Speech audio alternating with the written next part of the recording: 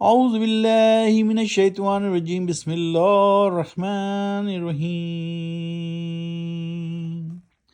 وما ابرئ نفسی ان النفس لامارۃ بالسوء الا ما رحم ربی ان ربی غفور رحیم۔ آیت نمبر 53 سورہ یوسف، چیپٹر نمبر 12 سورہ یوسف، پارہ نمبر 13۔ وما ابرئ، سورہ یوسف 13ویں پارے میں داخل ہو گئی ہے۔ آج ہم کریں گے آیت نمبر 53 سے 58 تک، یعنی 53 سے 58 تک کی تلاوت، اور اس کا ترجمہ بھی دیکھیں گے۔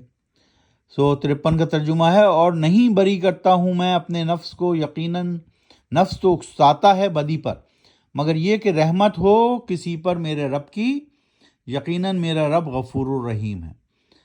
اللہ سبحانہ وتعالیٰ بتا رہے ہیں کہ نفس تو بدی پر اکساتا ہے، لیکن اگر اللہ کی رحمت شامل ہو تو پھر وہ اس سے بچ سکتا ہے۔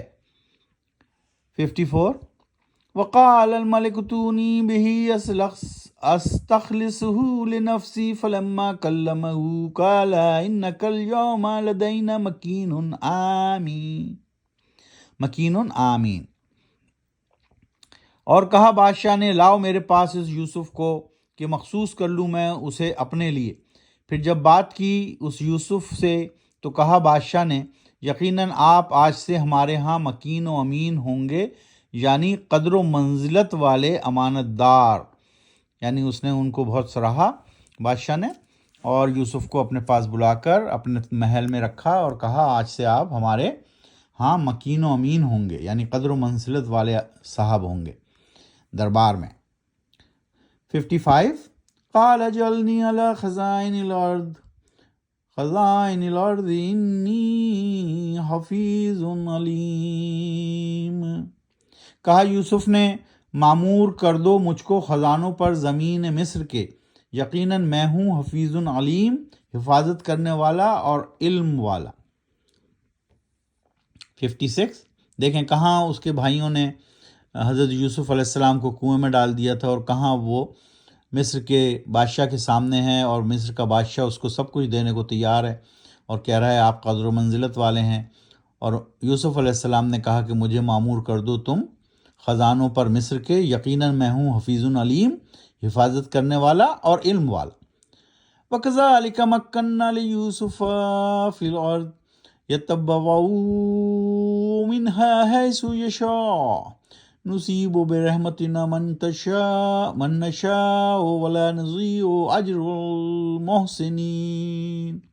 أَجْرَ الْمُحْسِنِينَ، صلہ اچھے کام کا، نیک کام کرنے والوں کا۔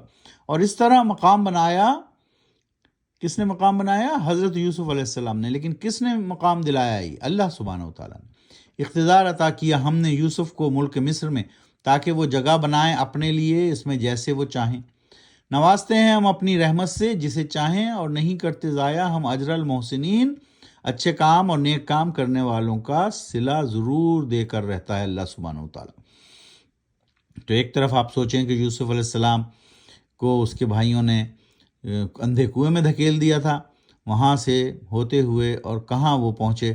بادشاہ مصر کے دربار میں، اور پھر وہاں پر بادشاہ نے ان کو کہا کہ تم مکین امین ہو، یعنی قدر و منزلت والے ہو، امانت دار ہو۔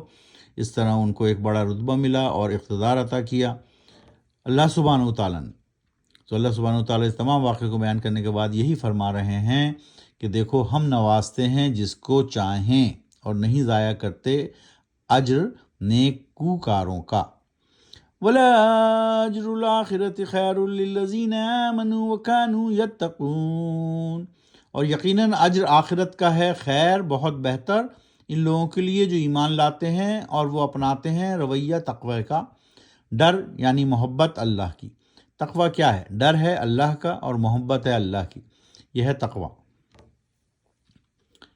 اور یہ ایمان لانے کے بعد ہی پیدا ہوگا نا، پہلے اللہ سبحانہ وتعالیٰ پر ایمان لائیں، پھر اللہ سبحانہ وتعالیٰ سے ڈریں جس طرح ڈرنا چاہیے، کیونکہ وہ ہر جگہ موجود ہے، وہ اللہ سبحانہ وتعالیٰ ہر چیز پر قادر مطلق ہے۔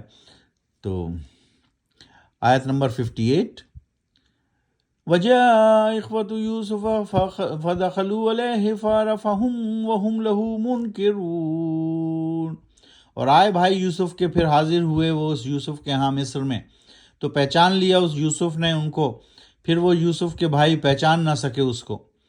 تو جب دربار میں انہوں نے دیکھا یوسف کو مصر میں تو پہچان لیا یوسف علیہ السلام نے، لیکن ان کے بھائی اس کو نہ پہچان سکے۔ صدق اللہ العظیم۔